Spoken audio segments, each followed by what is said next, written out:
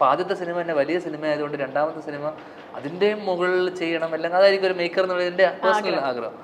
അപ്പോൾ ഈ ഒരു സമയം അല്ലെങ്കിൽ ഈ ഒരു 2 വർഷം മാറി നിൽക്കാൻ എനിക്ക് അപ്പോൾ തോന്നിയില്ല. പിന്നെ ഞാൻ മനോരമയിൽ പറഞ്ഞ പോലെ തന്നെ എൻ്റെ ഒരു റീഹാബ് പോലെയാണ് ഞാൻ അതിനെ കണക്കാക്കിയിരുന്നത്. കുറച്ച് ശീലങ്ങളും ദുശീലങ്ങളൊക്കെ ഉണ്ടായിരുന്നു, അതൊക്കെ ഒഴിവാക്കണം എന്നുള്ള രീതിയിൽ തന്നെ ഞാൻ തീരുമാനം എടുത്തു. കുറച്ച് കണ്ടിന്യൂസ് ആയിട്ട് വർക്ക് ചെയ്യുക. അപ്പം എനിക്കൊരു ഓൾട്ടർനേറ്റ് കരിയർ ഓപ്പണിംഗ് അവിടെ ഉണ്ടായിരുന്നത് ഈ പറഞ്ഞ പോലെ അഭിനയം അവിടെ മാറ്റി വെച്ചിരിക്കുകയായിരുന്നു. ഒരു സിനിമ വരുന്നു, ഇങ്ങോട്ട് വന്നതാണ്, ഞാൻ അങ്ങോട്ട് പോയിട്ട് ആരെയും അപ്രോച്ച് ചെയ്തിട്ട് സിനിമ വരുമെന്ന് പറഞ്ഞാൽ ഒരു സിനിമ വന്നു. പിന്നെ ഒരു കുത്തൊഴുക്ക് പോലെ കുറച്ചധികം സിനിമകൾ വന്നു, പ്രളയം. അപ്പം പ്രത്യേകിച്ച് ഒരു സെലക്ഷൻ പ്രോസസ്സിലൂടെ കടന്നു പോകാത്ത ഒരാളായതുകൊണ്ടും ഞാൻ എൻ്റെ സുഹൃത്തുക്കളാണ് മിക്ക വന്നവരും പലരും. അപ്പം ഞാൻ പല സിനിമകളും കമ്മിറ്റ് ചെയ്യാൻ തുടങ്ങി.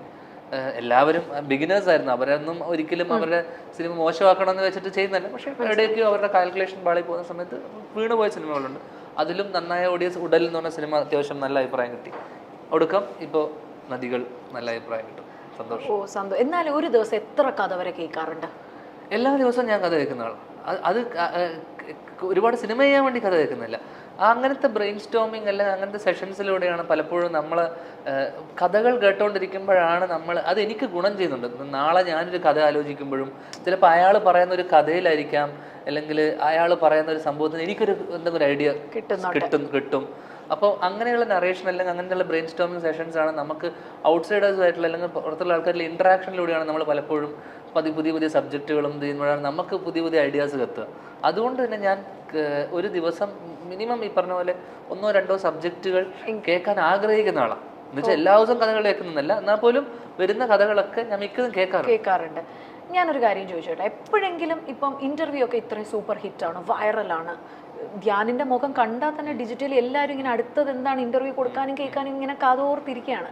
അപ്പോൾ എപ്പോഴെങ്കിലും ഒരു വിഷമം തോന്നിയിട്ടുണ്ടോ? ഇത്രയും പേര് എന്നെ സോഷ്യലി എല്ലാം സപ്പോർട്ട് ചെയ്യുന്നുണ്ട്, എന്നാൽ എൻ്റെ സിനിമകളൊന്നും തിയേറ്ററിൽ സപ്പോർട്ട് ചെയ്യും എന്നൊരു വിഷമം എപ്പോഴെങ്കിലും തോന്നിയിട്ടുണ്ടോ? ഇല്ല, സപ്പോർട്ട് ചെയ്യണമെങ്കിൽ സിനിമ നല്ലതാണെങ്കിൽ ഇപ്പോഴും ഞാൻ വിശ്വസിക്കുന്നത് വെച്ച് കഴിഞ്ഞാൽ എൻ്റെ സിനിമ നല്ലതാണെങ്കിൽ കൃത്യമായി അതിൻ്റെ ഫീഡ്ബാക്കാണ് എനിക്ക് ഇപ്പോൾ കിട്ടിക്കൊണ്ടിരിക്കുന്നത്. കാരണം സിനിമ നന്നായപ്പോൾ, കാരണം ഇതൊരു മഹാത്ഭുതം ഭീകര സിനിമയൊന്നുമല്ല, പക്ഷേ ഒരു മിനിമം സിനിമ ഒരു ആവറേജിന് മുകളിൽ നിൽക്കുന്നതായപ്പോൾ പോലും ആൾക്കാർ ആക്സെപ്റ്റ് ചെയ്യുന്നുണ്ട്. കാരണം എന്നോടുള്ള ഇഷ്ടം അത് റിഫ്ലക്റ്റ് ചെയ്യുന്നുണ്ട് ഏത് തിയേറ്ററിൽ. അപ്പോൾ ആ രീതിയിൽ ഞാൻ വിചാരിക്കുന്നത് സിനിമ കണ്ടന്റ് നല്ലതാണെങ്കിൽ അവർക്ക് ഈ പറഞ്ഞ പോലെ എനിക്ക് ഓൾറെഡി ഡിജിറ്റൽ അല്ലെങ്കിൽ ഇങ്ങനെ ഒരു സ്വീകാര്യത കിട്ടിയപ്പോൾ എൻ്റെ ഒരു സിനിമ നന്നായാൽ മതി. അപ്പോൾ ഇങ്ങനൊരു സ്വീകാര്യത അല്ലെങ്കിൽ ഒരു വെൽക്കമിങ് കിട്ടുമെന്ന് ഞാൻ ആക്ച്വലി ആഗ്രഹിച്ചിരുന്നുമില്ല, ഞാൻ ചിന്തിച്ചിരുന്നുമില്ല. ഒരു ഫ്ലോയിൽ കുറെ കാര്യങ്ങൾ പറഞ്ഞപ്പോൾ അവരുടെ വീട്ടിലൊരാളായി മാറി പെട്ടെന്ന് ഒരു സുപ്രഭാതത്തിൽ. ഞാൻ കഴിഞ്ഞ 2 വർഷത്തിനിടയിൽ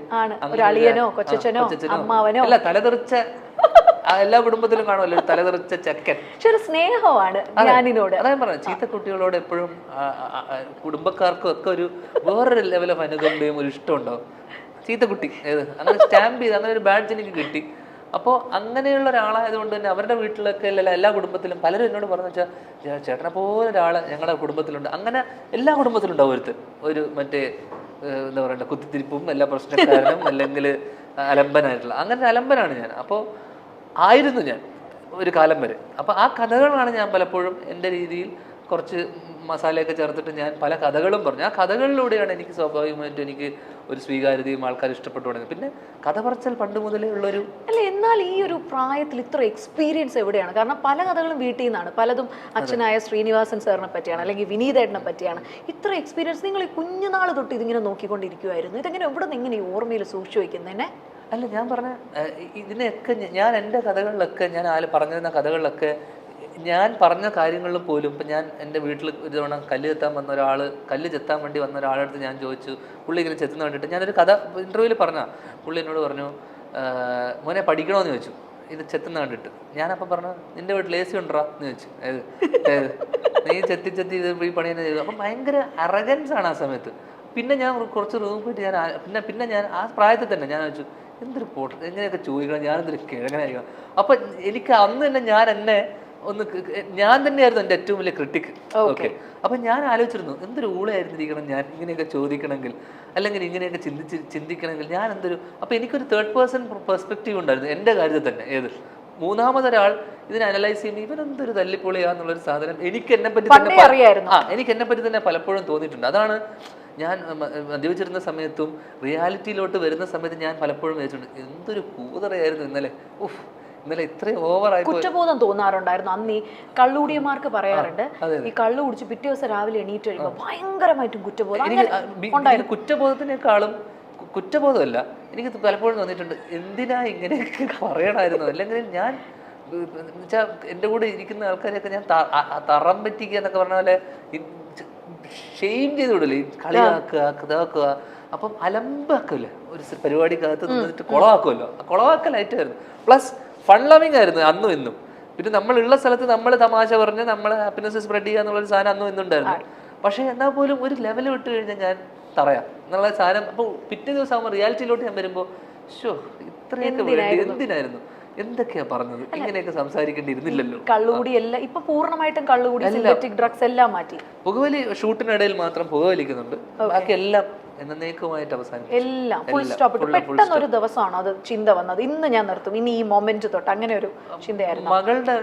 മകൾ ജനിച്ചതിന് ശേഷമാണ് എനിക്ക് അങ്ങനെ ഒരു ബോധോദയം. അല്ലെങ്കിൽ മകളായത് കൊണ്ടാണോ അതോ മകളായതുകൊണ്ടല്ല, ഒരു കുഞ്ഞ് ജനിച്ചപ്പോഴേക്കും മനസ്സിലായി വേറൊരു ഒന്നുമില്ല, കുറച്ചു കാലം കൂടെ ജീവിക്കണം, അല്ലെങ്കിൽ ഇവിടെ കുറച്ചു കാലം കൂടെ കാണണം എന്നൊക്കെ ഉള്ളൊരു, ചത്തുപോകും എന്നുള്ളൊരു ലെവലിലോട്ട് ഇങ്ങനെ അടിച്ചു കഴിഞ്ഞാൽ, അല്ലെങ്കിൽ ഇങ്ങനെ ഉപയോഗിച്ച് കഴിഞ്ഞു കഴിഞ്ഞാൽ മരണപ്പെട്ടു പോകുന്നൊക്കെ ഒരു ചിന്ത വന്നു തുടങ്ങി. അവൾ ജനിച്ചതിന് ശേഷം എനിക്ക് അവളെ കൂടെ ടൈം സ്പെൻഡ് ചെയ്യുക, അല്ലെങ്കിൽ ഇനി നാളെ അവളുടെ വളർച്ച, അല്ലെങ്കിൽ അവളുടെ കല്യാണം, അങ്ങനെയൊക്കെ ഞാൻ വലിയ ലെവലിലോട്ട് ചിന്തിച്ചു തുടങ്ങി. അവരുടെ മക്കള്. അപ്പോൾ ഇതൊക്കെ ചിന്തിച്ചു തുടങ്ങിയപ്പോൾ ഇതിന് ആത്യന്തികമായിട്ട് വേണ്ടത് നമ്മൾ ജീവനോടെ ഇരിക്കുക എന്നുള്ളതാണ്.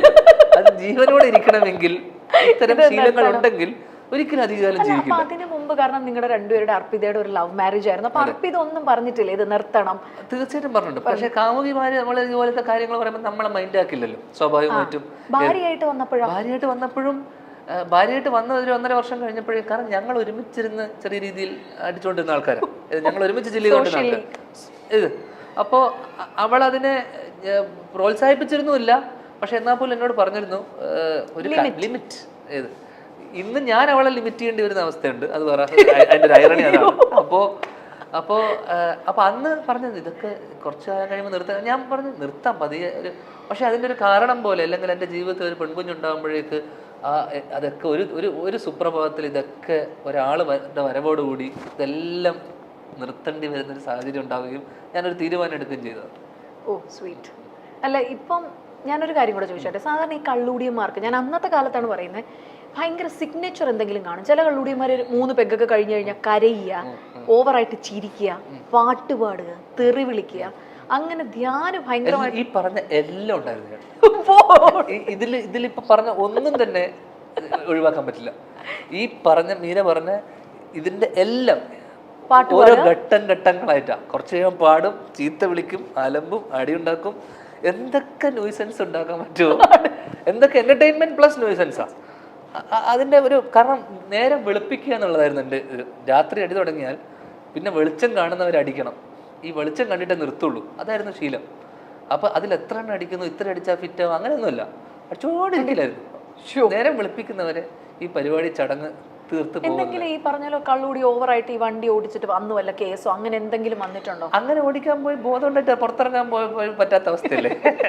അതുകൊണ്ട് എനിക്ക് ഡ്രിങ്ക് ആൻഡ് ഡ്രൈവിന് ചെന്നൈയിൽ ഒരുപാട് ഇഷ്യൂസ് ഉണ്ടായിട്ടുണ്ട്. ചെറിയ ക്യാമറ ഒന്നും ഇല്ല, അന്ധകാലല്ലേ, അന്ധകാലത്ത് കുറെ ഡ്രിങ്ക് ആൻഡ് ഡ്രൈവ്. പിന്നെ അവിടെ തമിഴ്നാട് പോലീസ് ഭയങ്കര സഹകരണമാണ്. കുറച്ച് പൈസ കൊടുത്തു കഴിഞ്ഞാൽ അവർ അപ്പം തന്നെ നമ്മളെ വലിയ പ്രശ്നക്കാരല്ല, ഇവിടത്തെ പോലെ സ്ട്രിക്റ്റ് അല്ല. കുറച്ച് പൈസ, പിന്നെ അവർക്ക് വരുമ്പോൾ നമ്മളെ ഒരു വരവ് കണ്ടാൽ തന്നെ അറിയാം അവ അടിച്ചിട്ടുണ്ട്. പിന്നെ എൻ്റെ വണ്ടി ആ സമയത്ത് എന്താ പറയണ്ടേ, കണ്ടാൽ ഒരു ഫ്രൈഡേ നൈറ്റ് അല്ലെങ്കിൽ സാറ്റർഡേ നൈറ്റ് അല്ലെങ്കിൽ പാർട്ടിക്കൊക്കെ പോയിട്ട് തിരിച്ചു വരുമ്പോഴേ, അല്ലെങ്കിൽ പാർട്ടിയൊക്കെ കഴിഞ്ഞിട്ട് തിരിച്ചു വരുമ്പോൾ സ്വാഭാവികമായിട്ടും സ്ഥിരം ചെക്കിംഗ് ഉള്ള 2 സ്ഥലങ്ങളുണ്ട് ആ സമയത്ത്. അവിടെയൊക്കെ കാണുമ്പോൾ തന്നെ സാർ എന്ന് പറയുന്ന പോലെ ഞാൻ സാറെന്ന് വിളിക്കുന്നു, അവിടെ അപ്പം തന്നെ സെറ്റിൽമെന്റ് നടക്കുന്നു, പറഞ്ഞു വിടുന്നു. ഒരു സ്ഥിരം ഒരാളാണ്, അവരുടെ ഒരു ഫാമിലി മെമ്പർ. കാര്യം ഞാൻ ഈ ഇന്റർവ്യൂ എന്ന് പറയുന്ന കുറേ കാലമായിട്ട് ഇങ്ങനെ ധ്യാനമായിട്ട് ഒരു അഭിമുഖം ചെയ്യണമെന്ന് വിളിക്കുമ്പോഴും എനിക്കിപ്പോൾ ഭയങ്കര ആഗ്രഹമായി. കാരണം I want sit with you, I want have a chat. കാരണം ഞാൻ ഒരുപാട് എൻജോയ് ചെയ്യുന്ന ഇന്റർവ്യൂസ് ആണ് ധ്യാനിൻ്റെത്. അപ്പോൾ ഈ കള്ളുകൂടിയുടെ ഒരു സീസണൊക്കെ കഴിഞ്ഞു എന്ന് പറഞ്ഞു, ഇപ്പം കംപ്ലീറ്റ്ലി ഒരു ന്യൂ മാൻ ആണ്. അതിനങ്ങനെ ഒരു വാക്കിന്. എന്നാലും മകളുടെ ഒരു ജനനത്തിന് ശേഷം എല്ലാം നിർത്തി ഒരു പുതു മനുഷ്യൻ, എന്താ മന്നവൻ അല്ല ഇങ്ങനെ ഒരു പുതിയ മനുഷ്യനായിട്ട് മാറിക്കഴിഞ്ഞു. അപ്പൊ ഈ ചേട്ടനോ അച്ഛനോ ഒന്നും പറഞ്ഞിട്ടില്ല? കാരണം വിനീതേട്ടന് ഭയങ്കര ഒരു സ്ട്രോങ് ഇൻഫ്ലുവൻസ് ഉണ്ടെന്ന് എനിക്കറിയാം. പറഞ്ഞിട്ടുണ്ട് ഒരുപാട്. അതൊന്നും ആ പ്രായത്തിലൊന്നും നമ്മൾ ആര് പറയുന്നതും കേൾക്കാനോ അല്ലെങ്കിൽ വകവെക്കാനോ. കാരണം ചേട്ടൻ എൻ്റെ കാര്യത്തിൽ ഭയങ്കര വളരെ ഇമോഷണലായിട്ട് എൻ്റെ അടുത്ത് കരഞ്ഞുകൊണ്ടൊക്കെ നീ ഭഗവതി നിർത്തണം, നീ ഈ പറഞ്ഞ ശീലങ്ങളൊക്കെ നിർത്തണം എന്നോട് പലപ്പോഴായിട്ട് ലൈഫിൽ ഞാൻ പറഞ്ഞ ഇപ്പോഴല്ല, കുറച്ച് വർഷങ്ങൾ മുന്നേ ഒരുപാട് തവണ എന്നോട് പറഞ്ഞിട്ടുണ്ട്. വളരെ ഇമോഷണലായിട്ട് എന്ന് വെച്ചാൽ കണ്ണൊക്കെ നിറഞ്ഞിട്ട്. കാരണം ഒന്നും കൊണ്ടല്ല, ചിലപ്പോൾ ഇതിപ്പോൾ നേരത്തെ പറഞ്ഞ പോലെ അധികകാലം ഞാൻ ഉണ്ടാവില്ല എന്നുള്ളൊരു തോന്നൽ വന്നതിന് ശേഷമായിരിക്കും. കാരണം അത്രയധികം ഇങ്ങനെ പോവുകയാണെങ്കിൽ, ഈ പോക്ക് പോവുകയാണെങ്കിൽ. എന്നാലും ഒരു ദിവസം എത്ര കുപ്പി വരെ കഴിക്കുമായിരുന്നു നല്ല കഴിച്ചുകൊണ്ടിരുന്ന സമയത്തെ? നല്ല അങ്ങനെ ഒരു കണക്ക്, കൃത്യമായിട്ടൊരു കണക്ക് എനിക്ക് പറയാൻ പറ്റില്ല. ഈസിലി ഒരു ഫുള്ളൊക്കെ അടിക്കുമായിരുന്നു. ആണല്ലേ? ഒറ്റയ്ക്ക് എന്നുവെച്ചാൽ എല്ലാവരും ഇരിക്കുന്ന സർക്കിളിൽ നമ്മൾ ഒരു കുറച്ച് ലിറ്റർ കണക്കിന് എടുത്തിട്ട് നമ്മൾ അത്യാവശ്യം, ഞാൻ പറഞ്ഞില്ലേ, നേരം വെളുപ്പിക്കലായിരുന്നു. ആണ്. എന്നാലും ഒരു റിച്ച് കിഡ് ആയിരുന്നത് കൊണ്ടേ, സ്പോയിൽഡ് റിച്ച് കിഡ് ആയിരുന്നോണ്ട് ഈ പൈസ ഇടുന്ന ഷെയർ ആണോ അതോ എങ്ങനെയാണ് ധ്യാനിന്റെ എല്ലാരും അങ്ങ്? അല്ലല്ല, അങ്ങനെയൊന്നും നമ്മള് കൂട്ടായ്മ ആയതുകൊണ്ട് തന്നെ പ്രത്യേകിച്ച് നമ്മൾ ഇതിനൊരു ഈ കാര്യം വരുമ്പോൾ എല്ലാവരും ഒരുമിച്ചെത്തും. അതുകൊണ്ട് നമ്മളുടെ ഇടയിൽ അങ്ങനെ ഒരു ഇതൊന്നുമില്ല, ഇന്ന് ഞാൻ നാളെ നീ എന്നുള്ള പരിപാടിയായിരുന്നു. അല്ല, ഈ നദികൾ സുന്ദരി യമുന പറയുമ്പോൾ ഭയങ്കര വൈറലായ ഒരു സംഭവമാണ്. ശ്രീനിയേട്ടൻ ഇത് കാണാനായിട്ട് വീൽ ചെയറിൽ വന്നിട്ടുണ്ടായിരുന്നു. അപ്പോ അമ്മ ഉണ്ടായിരുന്നു. അച്ഛൻ കണ്ടിട്ട് പേഴ്സണലി എന്നാ പറഞ്ഞു ധ്യാൻ്റെ അടുത്ത്? പേഴ്സണലി ഞാൻ ആക്ച്വലി അച്ഛനെ കണ്ടിട്ടില്ല അതിന് ശേഷം. കാരണം ഞാൻ ഷൂട്ടിലായിരുന്നു, ഞാൻ വയനാട് നിന്ന് ഇപ്പോൾ വരുന്നത്. പക്ഷേ അമ്മയോട് ഞാൻ അന്ന് രാത്രി തന്നെ വിളിച്ച് ചോദിച്ചു അച്ഛന് ഇഷ്ടമായിരുന്നു. അമ്മ പറഞ്ഞു അച്ഛന് ഇഷ്ടമായി. കാരണം ഞാൻ അച്ഛനും അമ്മയും കാണണം അല്ലെങ്കിൽ അങ്ങനെ ഞാൻ ക്ഷണിച്ചപ്പോൾ ഞാൻ വിചാരിച്ചില്ല അച്ഛൻ ആക്ച്വലി വരും എന്നുള്ള കാര്യം പോലും. പക്ഷെ അച്ഛൻ അത്രയും വയ്യായ്മ നിന്നിട്ട് പോലും അച്ഛൻ വന്നു. അച്ഛൻ ആ സിനിമ തീരുന്നവരെ ഇരുന്നു, കണ്ടു, ഇഷ്ടമായി. നമ്മ രാത്രി വിളിച്ച് പറഞ്ഞപ്പോൾ എനിക്ക് അതിനപ്പുറം, അപ്പം ഞാൻ കഴിഞ്ഞൊരു ഇൻ്റർവ്യൂവിലും പറഞ്ഞു അതിനേക്കാളും വലിയ സന്തോഷമാണ് ഞാൻ അച്ഛൻ ഒരു നേരത്തെ ഭക്ഷണം ഉണ്ടാക്കി കൊടുത്തിട്ട് അച്ഛൻ അതിന് നല്ലത് പറയുമ്പോൾ. പക്ഷേ ഇതൊരു ടോപ്പപ്പ് പോലെ, ഒരു ആഡ് ഓൺ പോലെ, അല്ലെങ്കിൽ വേറൊരു ചെറിയ ഓണ കേക്ക് എന്ന് പറഞ്ഞ പോലെ ഇത് സിനിമയും കൂടെ നല്ലതെന്ന് പറഞ്ഞപ്പോൾ ഒരുപാട് സന്തോഷം തോന്നി. അച്ഛൻ പറയോ കുറച്ചുകൂടെ ചൂസ് ചെയ്യാവണം നീ? ഇല്ല, ഞങ്ങൾ അങ്ങനെ സിനിമാ ചർച്ചകൾ ഇല്ല. കാരണം നിനക്ക് നിന്റെ വഴി, എനിക്ക് എൻ്റെ വഴി എന്നുള്ള റൂട്ടാണ് അന്നും നമുക്ക് ആ ഒരു ഫ്രീഡം പുള്ളി എല്ലാ കാര്യത്തിലും. തൻ്റെ തീരുമാനം നിന്റെ വിധി, നിന്റെ തീരുമാനങ്ങളാണെന്നുള്ളത് പോലെ. അല്ല, ഞെട്ടിച്ചു കളഞ്ഞു. കാരണം ശ്രീനിയേട്ടൻ കല്യാണത്തിന് കയറിയിട്ട് വിളിച്ചതൊക്കെ എനിക്ക് ഇപ്പോഴും ഓർമ്മയുണ്ട്. ഞാൻ മകനെന്ന് വിശ്വസിക്കുന്ന ധ്യാൻ ശ്രീനിവാസന് വേദിയിലോട്ട് വരാം. അവിടെ പോലും തഗ്ഗാണ്. ഈ തഗ് ശരിക്കും ഇങ്ങനെ ബ്ലഡ് ലൈനിൽ കിട്ടിയതാണോ? പൊളിറ്റിക്കലി ഇൻകറക്റ്റ് ആണ് അത് പറഞ്ഞു വരുമ്പോൾ, അല്ലേ? പൊളിറ്റിക്കലി റോങ് ആണ്. മകനെന്ന് വിശ്വസിക്കുന്ന. അപ്പൊ അവിടെ പോലും നമ്മളിപ്പോ പൊളിറ്റിക്കൽ കറക്റ്റ്നെസിന്റെ കാലത്താണ് നിൽക്കുന്നത്. അങ്ങനെ നോക്കുമ്പോൾ വളരെ പൊളിറ്റിക്കലി റോങ് ആണ്. അതിനെ എനിക്ക് വേണമെങ്കിൽ എന്നെ കേസ് കൊടുക്കാവുന്നതേ ഉള്ളൂ.